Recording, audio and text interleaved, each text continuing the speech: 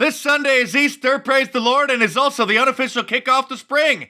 Or if you're a Democrat, that means in the coming days and weeks, there's going to be more evidence of global warming and the end of the world. And now we're here, and what we have to do to avoid the most catastrophic effects of climate change is to cut emissions in half in 12 years. 12 years. That's the project we've been tasked with by the Earth that we inhabit. We're going to have the White Mountains with no snow. We're going to have the oceans are going to rise. We're going to have all our seacoasts rearranged when that polar ice cap melts if nobody does anything about this. We're going to contribute to people dying. We're going to contribute to trillions of dollars of damage of property.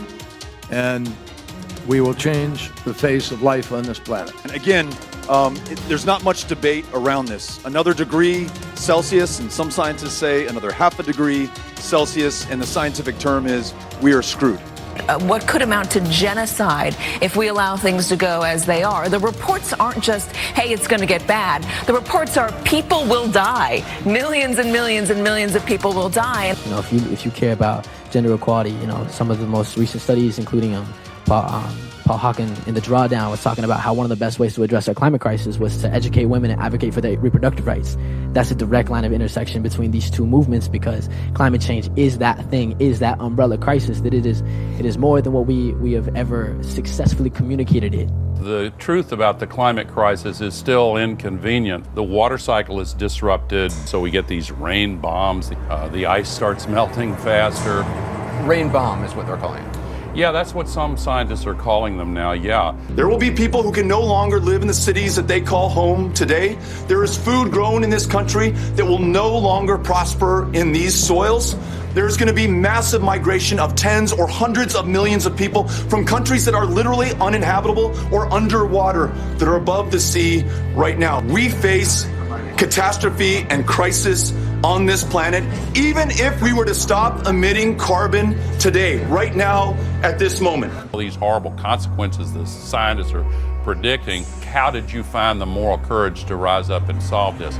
We need to hear this as a wake-up call. We need to defend ourselves. So also, climate refugees are beginning to create instability in parts of Europe, and this is just the beginning. Our planet is going to face disaster if we don't turn this ship around.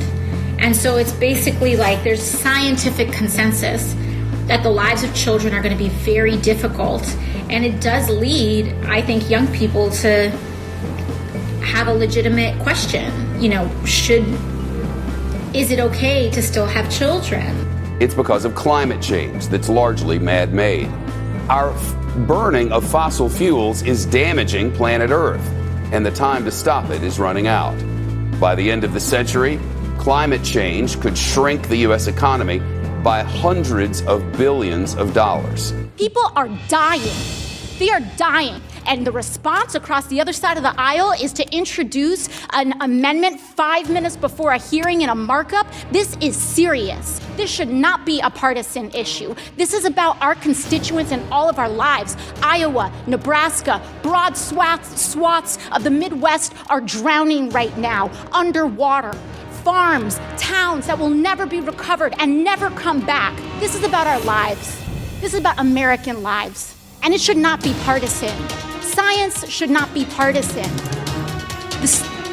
We are facing a national crisis. I don't know what we're here doing.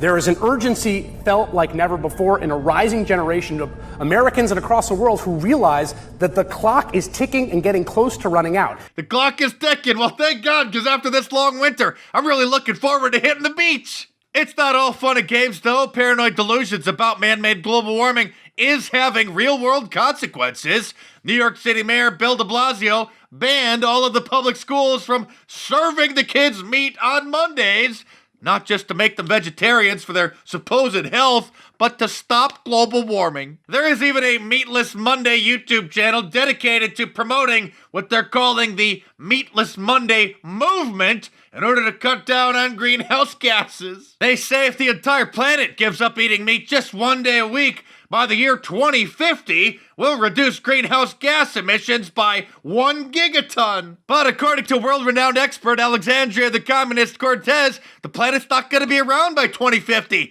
So I'm just going to enjoy myself and eat my hamburgers for dinner until the end comes. I mean, what's next? Is she going to blame climate change for the illegal immigration problem?